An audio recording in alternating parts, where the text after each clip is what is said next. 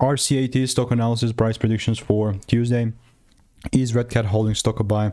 Well, I'll be breaking this down in this quick and short 1-minute video.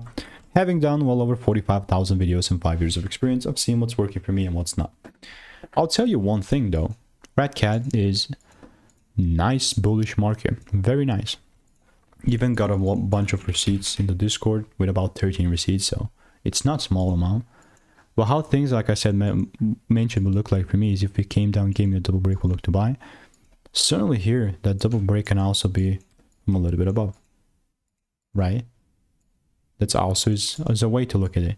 But am I going to randomly buy? Well, no.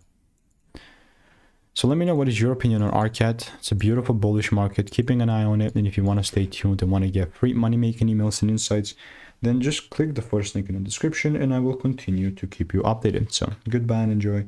If you have any questions, comments, obviously comments are not off limits to you. So check them out and see you in the next.